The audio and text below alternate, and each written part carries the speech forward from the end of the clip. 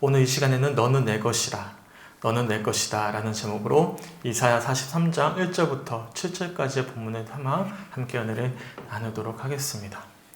아무리 힘이 들고 어려운 일이 있어도 끝까지 나를 믿어주고 함께하는 사람들이 있다면 포기하지 않을 수가 있습니다.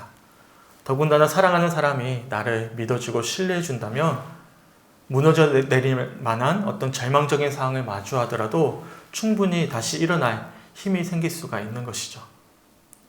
우리 성주교회 성도님들은 어떻습니까? 나를 살게 하는 힘은 어디서부터 오는 것입니까? 우리가 이 시간 피곤한 몸을 이끌고 예배하는 궁극적인 이유가 무엇 때문입니까? 우리가 살아갈 수 있는 것도, 또한 피곤한 몸을 이끌고 이 시간 함께 모여 예배드릴 수 있는 것도 중요한 이유가 있죠. 바로 사랑 때문입니다. 하나님의 사랑을 확인하고 그 사랑으로 충만하게 소망하면서 우리는 모였습니다. 그렇게 하나님으로부터 받은 사랑으로 남은 한 주간 사랑하는 이들을 사랑하기 위해서 우리는 이 예배의 자리로 나왔습니다. 소망하기는 이 시간 놀라운 주님의 사랑을 확인하고 그 사랑으로 충만해지는 은혜의 시간이 되시길 간절히 축원합니다. 그래서 남은 한 주간 우리가 마주할 삶의 여정이 녹록지 않더라도 사랑받고 사랑하면서 한 주간 승리할 수 있길 간절히 축원합니다. 다들 삶의 이유와 목적이 다 다르겠죠. 저도 마찬가지입니다. 하지만 제가 목회의 여정을 걷게 된 결정적인 계기는 하나님의 사랑 때문이었습니다. 제가 예전에도 말씀드렸지만 저는 고등학교 2학년 전까지는 하나님을 인격적으로 만난 적이 없었어요. 누구보다도 열심히 교회를 다녔지만 부모님의 강압과 교육에 따라서 교회를 다녔던 것이지 제게 있어서 하나님은 글에만 존재하는 분이셨지 살아계신 분은 아니었어요. 하지만 제가 고등학교 2학년 여름 수련회 때 한라산 기도원에서 처음으로 하나님을 인격적으로 만나게 되었습니다. 그때 하나님이 제게 주셨던 말씀은 딱 한 가지였어요. 그건 무엇이었냐면 내가 너를 사랑한다라는 말씀이었습니다. 그렇게 주님의 형언할 수 없는 사랑을 확인하고는 그 사랑으로 내가 살아갈 수 있구나, 주님이 나를 사랑하시구나라는 것을 깨닫고는 뭣도 몰랐죠. 그 감격이 너무나 감격스러워서 그 자리에서 주님 제 삶을 드리겠습니다라고 서원기도 했던 기억이 있어요. 사실 그 전까지는 교회를 열심히 다녔지만 하나님에 대해서 잘 알지를 못했습니다. 출세와 성공을 꿈꾸던 평범한 학생이었고 습관적인 죄를 계속 지어왔던 무심한 학생이었습니다. 하지만 하나님은 놀랍게도 그런 저를 불러주셨고 깊고 넓은 그분의 사랑을 확인시켜 주셨습니다. 우리 주님은 오늘 이 시간에도 우리를 부르고 계십니다. 개개인에게 너를 사랑한다라고 말씀하고 계십니다. 소망하기는 이 시간 예배하는 성주교회 성도님들 모두 이 주님의 세밀한 음성에 귀 기울이시고 나를 향한 아버지의 사랑을 다시 한 번 더 확인하고 누릴 수 있는 은혜의 시간이 되시길 주님의 이름으로 간절히 축원합니다. 아멘. 우리가 금요일 날 나눌 그런 주제 시리즈에도 계속 나오겠지만 우리는 다 완벽주의와 같은 성격을 가지고 있어요. 완벽주의를 좀 달리 표현한다면 율법주의입니다. 내가 무엇인가를 해야 된다라는 어떤 생각들을 많이 가지고 있죠. 그래서 우리는 하나님 앞에서 완벽해지길 원합니다. 소망하죠. 거룩하고 흠이 없는 정결한 신부로 주님 앞에 서기를 소망합니다. 그리고 더 나아가서 우리 주님은 나의 흠이 있는 모습들, 거룩하지 않은 모습들을 굉장히 싫어하시고, 그래서 우리 주님은 완벽하게 흠이 없고 거룩한 이들만 만나주시는 분으로 오해할 때가 종종 있습니다. 하지만 우리 예수님, 특별히 우리 예수님은 건강한 자가 아니라 병자들을 위해 이 땅에 오셨습니다. 하늘을 바라보면서 당당했던 바리새인들이 아니라 도저히 하늘을 바라볼 수 없어 땅만을 바라보며 가슴을 치며 울었던 세리를 만나러 이 땅에 오셨습니다. 이처럼 우리 하나님의 사랑은 조건이 없어요. 하나님의 사랑에는 이유가 없습니다. 왜냐하면 하나님은 사랑 그 자체시기 때문이죠. 이런 찬양이 있습니다. 주 사랑이 나를 숨쉬게 해 세상 그 어떤 어려움 속에도 주 은혜로 나를 돌보시며 세상 끝날까지 지켜주시네. 주 사랑이 나를 이끄시네. 내가 갈 수 없는 그곳으로 주의 사랑 나를 붙드시며 세상 끝날까지 인도하시네. 주님만이 내 아픔 아시며 주님만이 내 맘 어루만지네. 어느 누구도 나를 향하시 주님의 사랑을 끊을 수 없네. 주님만이 내 능력이시며 주님만이 나의 구원이시네. 어느 누구도 나를 향하시 주님의 사랑을 끊을 수 없네. 아멘. 주님의 사랑이 우리를 숨쉬게 합니다. 왜냐하면 어느 누구도 나를 향하신 주님의 사랑을 끊을 수 없기 때문이죠. 소망하기는 이런 사랑이 우리 마음 가운데 더 깊이 확증되어지고 그 사랑을 풍성히 누릴 수 있는 이 저녁 시간이 되시길 주님의 이름으로 간절히 축원합니다. 아멘. 오늘 본문은 바벨론의 포로로 끌려간 이스라엘 백성들을 향한 하나님의 간절한 마음이 담겨져 있는 참 귀한 말씀입니다. 우선 오늘 본문을 이해하기 위해서 본문 앞장 내용이 좀 선이해가 필요합니다. 본문 앞장의 이사야 42장 후반절을 보시면 듣지 못하는 귀 머거리나 앞을 보지 못하는 맹인처럼 하나님을 듣지도 보지도 못하는 완악한 이스라엘 백성들을 향한 주님의 절규가 담겨져 있습니다. 본문 바로 앞절인 제가 이사야 42장 25절을 새 번역으로 한번 읽어드리겠습니다. 주님께서 불타는 진노와 참혹한 전화를 이스라엘 위에 쏟으셨다. 사방에서 불이 야곱을 덮었으나 이것이 무슨 일인지 알지 못하고 불이 그를 태웠으나 아무것도 깨닫지 못하였다. 이스라엘 백성들의 왕국이 완전히 무너지고 비참한 모습으로 바벨론의 포로로 끌려가게 된 결정적인 이유는 다른 이유 때문이 아니었습니다. 바로 하나님의 말씀에 불순종했던 완악한 신앙 때문이었습니다. 하나님의 부르심을 받은 하나님의 백성들이 더는 하나님을 의지하지 않은 채로 오직 자신들의 힘과 능으로만 살고자 했기 때문에 철저한 실패를 맛보게 되었습니다. 그래서 그들은 바벨론에서 처절하고 비참한 포로 생활을 감내해야만 했습니다. 하지만 여전히 이스라엘 백성들은 주님께로 돌아오질 못했습니다. 비참한 포로 생활 속에서도 하나님을 온전히 붙잡지 않았습니다. 사실 우리도 그렇지 않습니까? 고난과 시험을 겪을 때면 자연스럽게 우리는 주님 앞에서 지난 우리의 어떤 완악함과 연약함을 돌아봐야 되는데 도리어 하나님 앞에 불평과 불만을 토로할 때가 참 많이 있습니다. 그렇지 않습니까?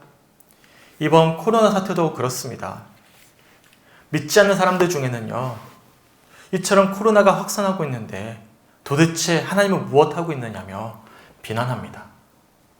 더 나아가서 혹여나 교회에 확진자가 막 발생해요? 그러면 너희가 그렇게 예비하는데 하나님은 뭐 하시냐고 조롱하곤 합니다. 한번 여쭤볼게요. 코로나 사태가 하나님 탓입니까? 아니면 완악한 우리네 삶이 만들어낸 비극입니까? 코로나 바이러스가 시작된 경로는 다양한 어떤 해석들이 있을 수 있겠지만 그냥 일반적으로 우리가 상식적으로 알고 있는 어떤 결과들을 본다면 먹으면 안 되는 동물을 먹으면서 시작된 사태입니다. 원래는 사람 몸에 없던 바이러스였어요. 하지만 다른 개체를 통해서 들어오게 된 것이죠. 더군다나 예전에는 이런 팬데믹 현상이 전 세계적으로 한꺼번에 일어나진 않았습니다. 더 많은 욕망을 채우기 위해 그리고 편리성을 위해서 극도로 발전해온 현대사회의 교통과 유통구조로 인한 결과입니다. 예전에 이렇게 교통이 좋지 않았어요. 유통구조가 좋지 않았어요. 이제는 하루만이면 지구 반대편을 갈 수가 있거든요. 왜 그렇게 빨리 가게 됐죠? 인간의 욕망 때문이에요, 사실은. 어떻게든 더 많이 누리고 더 많이 얻고자 그렇게 발전시켜왔던 현대 문명의 또 다른 결과이기도 한 것입니다. 그렇기 때문에 코로나가 바로 다음날 변이 바이러스가 다른 나라에서 생기기 시작하는 것이죠. 그래서 과거와는 달리 바이러스가 발생하자마자 지구 반대편에서도 엄청난 확진자가 나올 만큼 역사적으로 유례를 찾아볼 수 없는 팬데믹 현상이 되어버린 것입니다. 그렇다면 코로나 때가 하나님 탓입니까? 아니면 욕망으로 가득했던 우리네 삶이 만들어낸 비극입니까? 제가 답을 말씀드리지 않아도 상식선에서 묵상해 보더라도 답이 나오죠. 근데 문제가 있어요.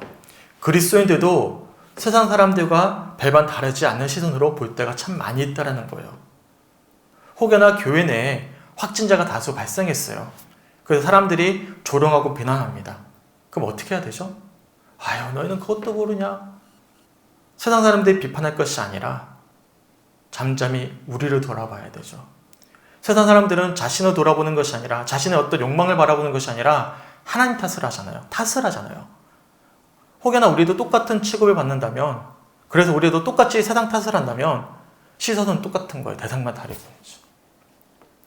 누군가를 탓할 비난의 잣대를 높이 세울 것이 아니라 지금까지 사람들에게 신임을 잃어버렸던 우리네 삶과 신앙을 먼저 돌아볼 수 있어야만 하는 것입니다.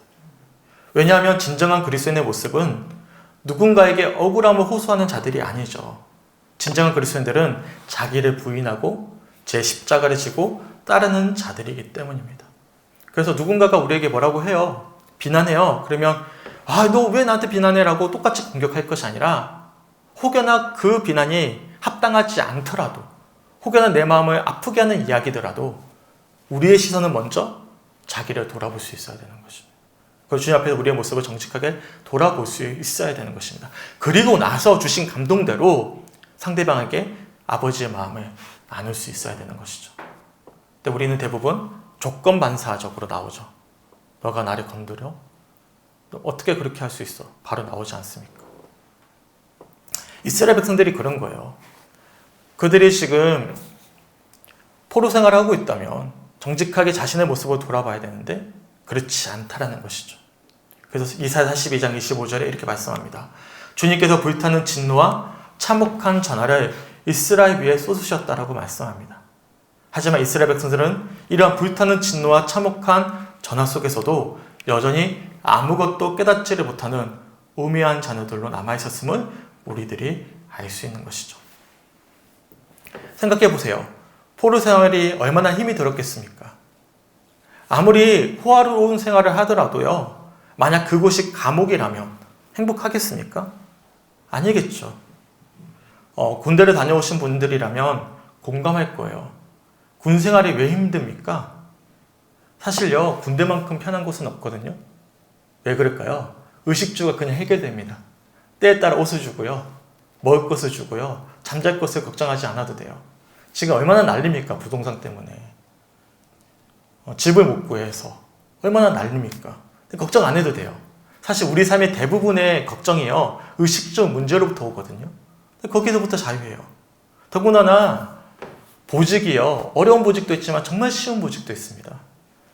제 선임 중에는요, 테니스 관리병이 있었어요.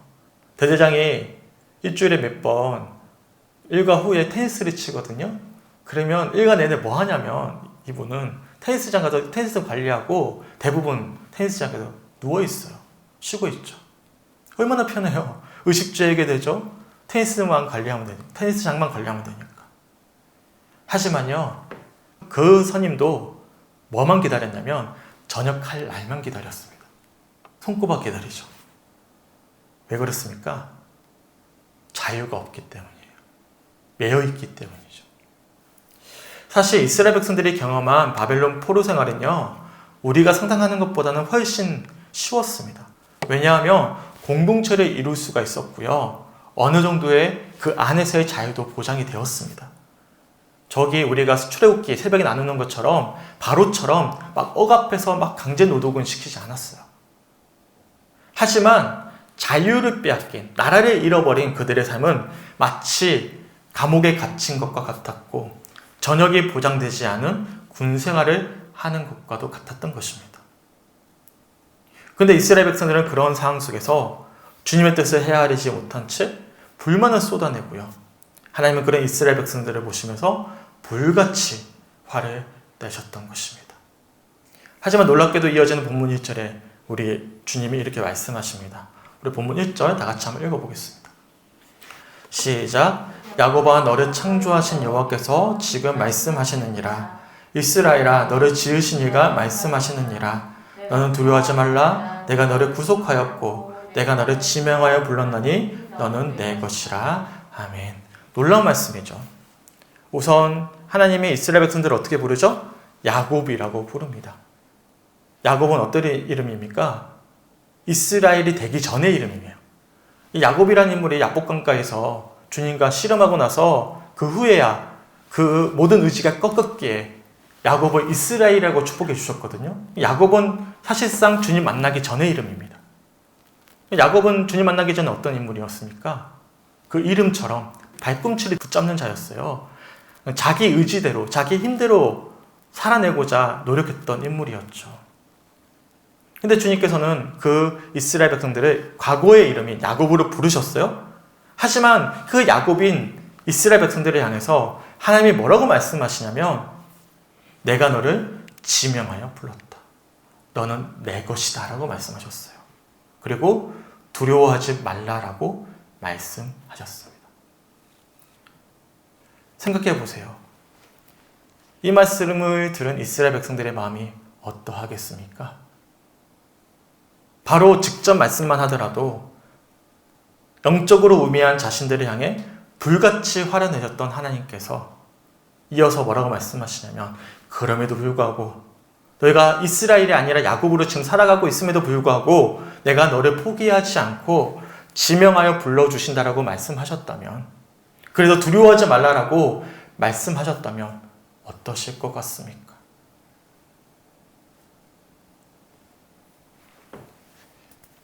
내가 잘했을 때 누군가로부터 칭찬받는 것도 너무나 힘이 돼요. 하지만 내가 잘못했을 때 격려받을 때는 더 큰 힘이 됩니다. 내가 잘해서 무엇인가를 이야기하는 것도 자랑스럽지만 내가 못함에도 불구하고 나를 사랑하는 이의 격려를 받을 때면 나에게는 한 사람이 있구나. 나에게 너무나 훌륭한 친구가 있구나. 끝까지 나와 함께하고 있는 사람들이 있구나. 그것만으로도 자랑거리가 되는 거예요. 성공하면 부러움의 대상이 되잖아요. 실패할 때 함께하는 이들은 감동의 대상이 되는 것이거든요. 주님이 그렇게 말씀하고 계시는 거예요. 우리 다시 한 번 더 본문 1절 한번 읽어보겠습니다. 시작. 야곱아 너를 창조하신 여호와께서 지금 말씀하시느니라. 이스라엘아 너를 지으신 이가 말씀하시느니라. 너는 두려워하지 말라. 내가 너를 구속하였고 내가 너를 지명하여 불렀나니 너는 내 것이라. 아멘. 하나님이 덧붙인 말씀이 있죠. 어떻게 말씀하시죠? 내가 너를 구속하였다라고 말씀하고 있어요. 이 원어를 살펴보면 배상하고 무르다라는 의미를 담고 있습니다. 쉽게 표현해서 그들의 잘못을 물려주신 거예요.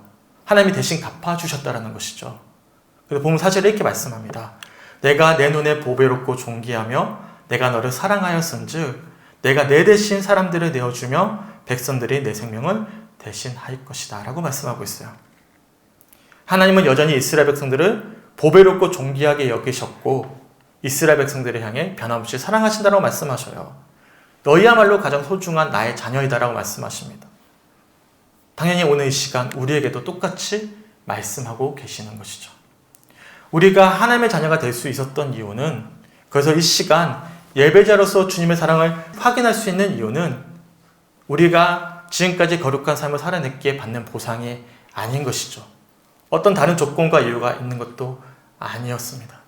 도리어 우리가 지난 3일 동안 주님 보시기에 부끄러운 삶을 살아냈지만 놀랍게도 주님은 이 시간 우리들에게 내가 너를 지명하여 불렀다. 너는 내 것이다. 내가 너를 구속하였다. 라고 말씀하고 계시는 것입니다.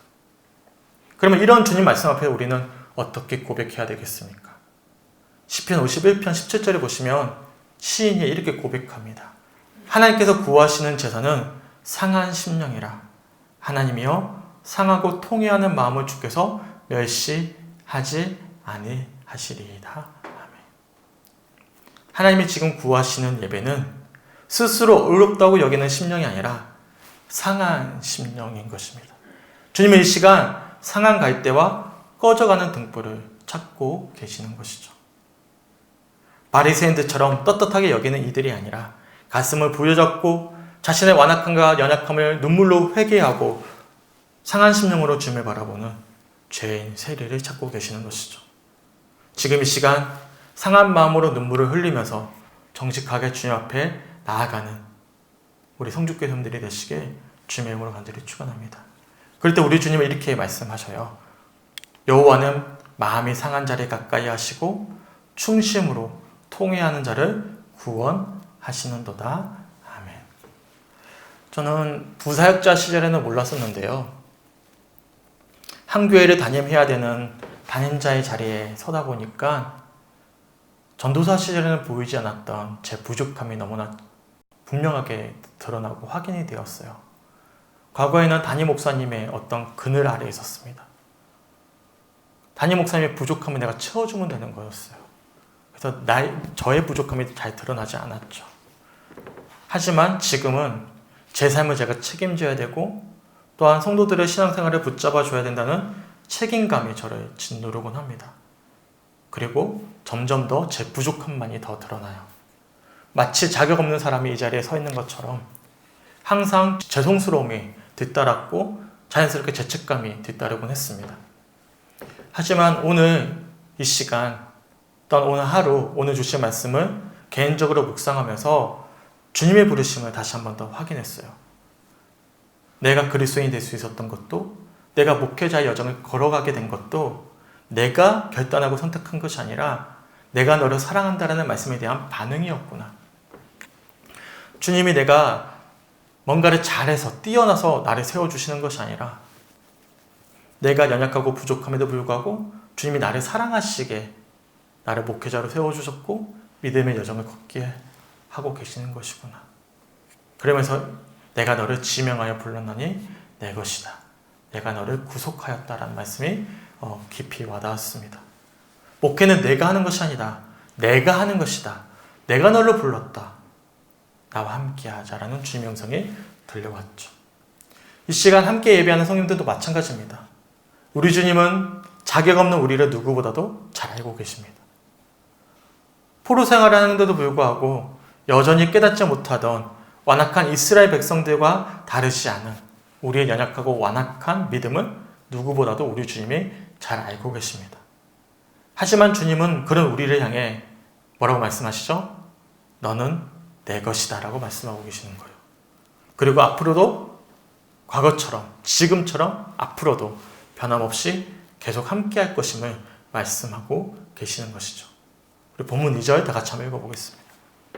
시작. 내가 물 가운데로 지날 때에 내가 함께 할 것이라. 강을 건널 때 물이 너를 침몰하지 못할 것이며 내가 불 가운데로 지날 때 타지도 아니할 것이요 불꽃이 너를 사르지도 못하리니. 아멘.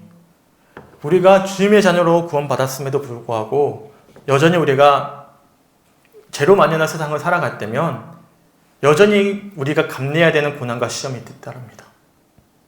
그래서 종교개혁자 존 칼빈이 이렇게 이야기를 해요. 제가 한 부분만 읽어드릴게요. 주님은 당신이 쾌락과 사치를 누리도록 당신을 구속하신 것이 아니라 당신이 온갖 종류의 불행을 견딜 준비를 하도록 당신을 구속하셨다. 굉장히 중요한 통찰이죠. 주님이 우리를 축복해 주시고 구속하신 이유는 당신의 삶에 어떤 시험과 고난도 다 없애버리신 것이 아니라 고난과 시험 속에서도 충분히 이겨낼 수 있는 축복을 우리들에게 주셨다는 거예요. 왜 그렇죠? 예수님이 다시 재림하시기 전까지 잃어버린 에덴이 여전히 우리들에게 주어져 있기 때문에 그렇습니다. 그래서 성경신학자 존 오스왈트도 이렇게 표현합니다. 하나님은 홍수나 산불이 전혀 없다고 말씀하신 것이 아니라 자신의 임재 때문에 그런 일을 견뎌낼 수 있다고 약속하신 것이다. 우리 다시 한 번 더 본문 2절 한번 읽어볼까요? 시작. 내가 물 가운데로 지날 때에 내가 함께할 것이라. 강을 건널 때에 물이 너를 침몰하지 못할 것이며 내가 불 가운데로 지날 때에 타지도 아니할 것이요 불꽃이 너를 사르지도 못하리니. 아멘. 물과 불 가운데로 여전히 지나가야 되는 거예요. 하지만 물 가운데로 지날 때도 우리 하나님이 이스라엘 백성들을 구속시켜 주셨습니다. 뜨거운 불 가운데로 지날 때도 우리 하나님은 이스라엘 백성들을 구속해 주었습니다. 크게 두 가지 예가 있죠. 물은 뭐죠? 애굽의 병사들이 뒤쫓아올 때 이 절체절명의 순간에 물 가운데로 지나게 하셨어요. 홍해를 갈라주셨죠. 그리고 사랑하는 이스라엘 백성들을 구속해 주셨습니다. 불은 무엇일까요? 뜨거운 풀물불에 던져진 다니엘과 세 친구들을 우리 주님이 천사를 보내셔서 불 가운데서 지켜주시고 그들을 구원해 주셨죠. 그래서 하나님의 본문 3절에 이스라엘 백성들을 향해 이렇게 말씀하셔요. 대저 나는 여호와 내 하나님이요 이스라엘의 거룩한 이요 내 구원자임이라. 내가 애굽을 너의 속량물로 구스와 스바를 너를 대신하여 주었노라. 아멘. 이처럼 우리 하나님은 이스라엘의 거룩한 이시고 구원자가 되셨습니다. 애굽과 구스와 스바를 속량물로 대신 주셨다는 것은 어떠한 희생을 치르서라도 이스라엘 백성들을 구속시켜 주시겠다는 약속인 것이죠. 이 약속은 무엇으로 성취가 됐습니까? 우리가 새벽에도 나누었지만 무엇이죠? 바로 우리를 위해 이 땅에 오셨던 예수 그리스도의 놀라운 십자가의 은혜로 우리가 그 은혜를 누리고 있는 것이죠. 우리 주님이 속량물로 오셨고 우리를 대신해 십자가를 지셨습니다. 그리고 우리를 대속하는 속량물이 되어셔서는 십자가의 고난을 홀로 감당하셨습니다. 약속의 성취였고 사랑의 확증이었습니다. 그리고 이 놀라운 구원의 소식과 사랑이 우리 앞에 놓여 있는 것이죠. 나의 안에 거하라. 나는 내 하나님이니 모든 환난 가운데 너를 지키는 자라. 두려워하지 말라. 내가 널 도와주리니 놀라지 말라. 내 손 잡아주리라. 내가 너를 지명하여 불렀나니 내가 너를 지명하여 불렀나니 너는 내 것이라. 내 것이라. 너의 하나님이라. 내가 너를 보배롭고 존귀하게 여기노라. 너를 사랑하는 내 여호와라. 아멘. 말씀 마무리하겠습니다. 주님은 본문의 말씀을 선포하신 후에 이스라엘 백성들이 바벨론 포로 생활을 끝마칠 수 있도록 인도해 가셨습니다. 여러 번 예언하셨던 것처럼 페르시아의 고레스 왕을 사용하셔서 바벨론을 멸망시키셨고 이스라엘 백성들에게 다시금 귀환할 수 있는 자유를 허락하셨죠. 그리고 예루살렘으로 돌아가서 수룹바벨 성전을 세우고는 다시금 예배가 회복될 수 있도록 인도하셨습니다. 수룹바벨 성전을 세울 때 참 많은 공격들이 있었어요. 에스라, 느헤미야서를 쭉 보시면 참 많은 공격들이 있었습니다. 하지만 하나님은 이스라엘 백성들을 사방의 적으로부터 보호해 주셨고 인도하셔서 성전을 건축하도록 함께 하셨습니다. 이에 대해 본문 5절부터 7절까지 이미 이렇게 예언하고 계셨던 거예요. 자, 한번 읽어드리겠습니다. 두려워하지 말라. 내가 너와 함께하여 내 자손을 동쪽에서부터 오게 하며 서쪽에서부터 너를 모을 것이며 내가 북쪽에게 이르기를 내놓으라. 남쪽에게 이르기를 가두어 두지 말라. 내 아들들을 먼 곳에서 이끌며 내 딸들을 땅끝에서 오게 하며 내 이름으로 불려지는 모든 자 곧 내가 내 영광을 위하여 창조한 자를 오게 하라. 그래 내가 지었고 그래 내가 만들었느니라.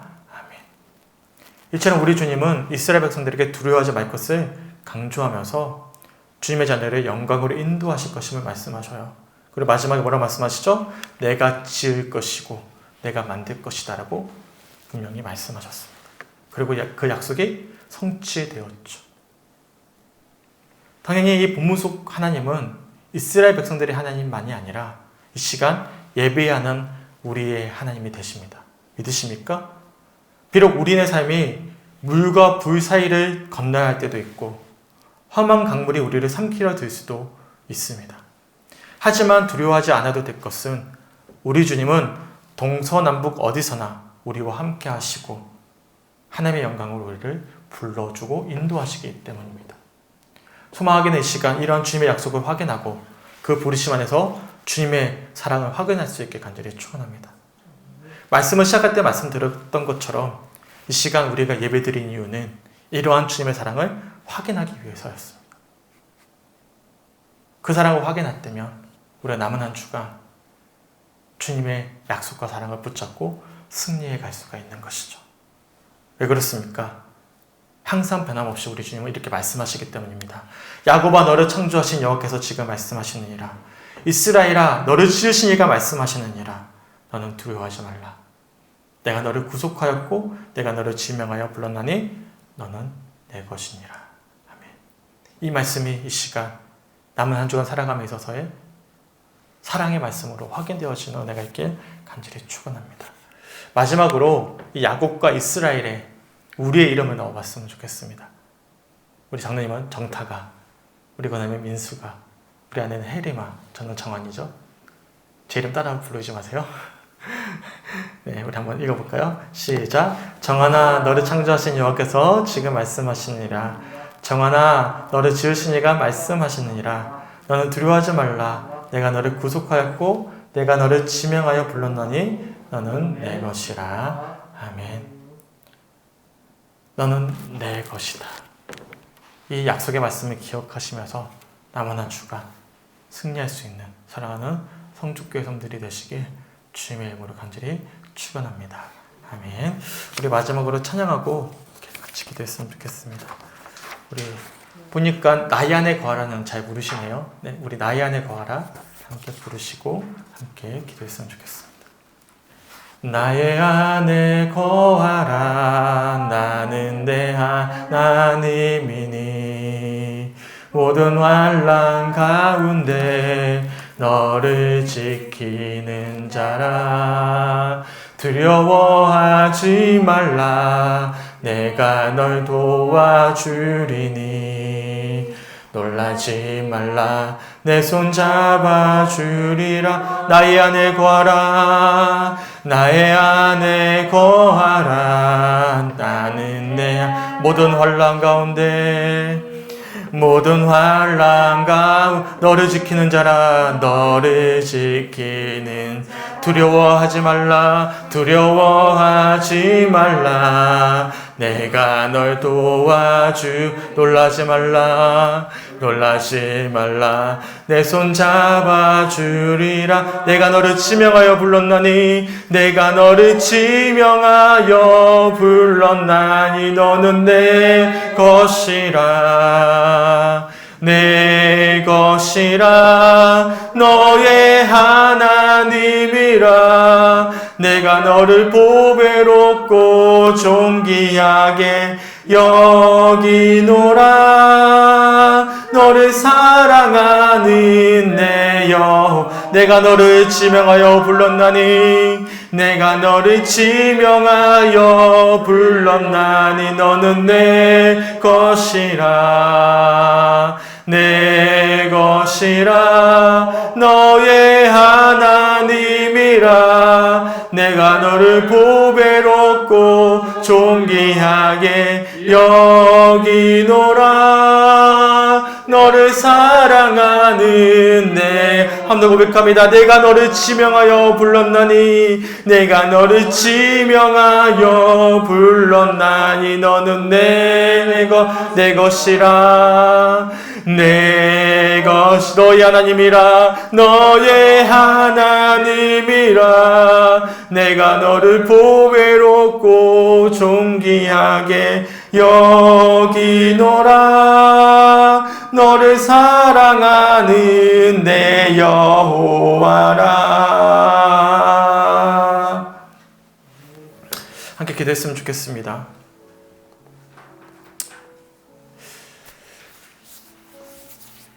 다들 신앙의 여정에 변화가 있죠. 저도 마찬가지였어요. 저는 지금까지 신앙생활에 있어서 훈련되어지는 것, 하나님 앞에 거룩하게 바로 서는 것, 아버지 말씀을 잘 지켜 행하는 것, 본이 되는 것이 너무나 중요했습니다.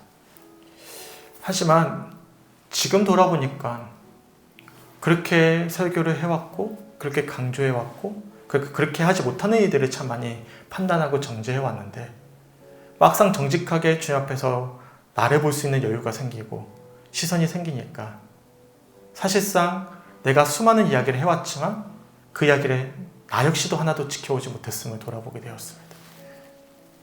결국에는 복음은 진리로 세워지는 것이 아니라 예수 그리스도의 끝없는 사랑으로 세워짐을 확인케 됩니다.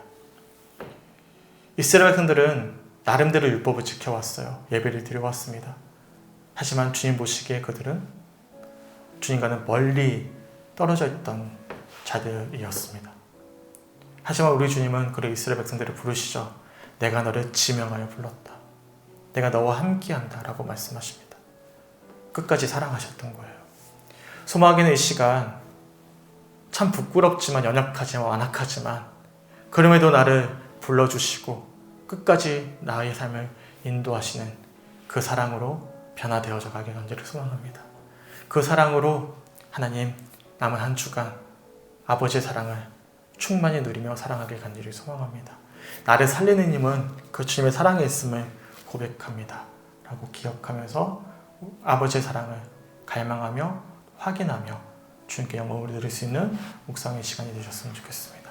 오늘 주신 말씀 붙잡고 함께 간절히 기도하며 묵상하면서 함께 나가도록 하겠습니다. 같이 기도합니다.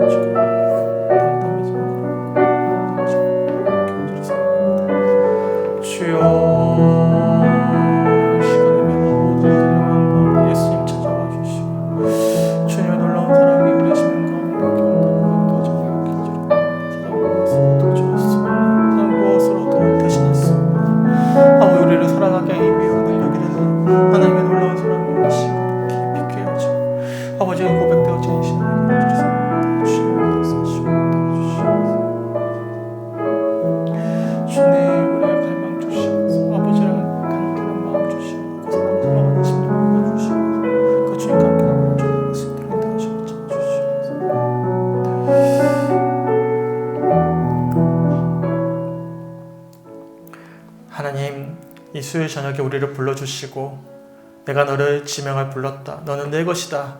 다시 한번 더 주님의 마음을 확인케 하시고 그 사랑을 우리 마음 가운데 새기게 하심에 너무나 감사합니다.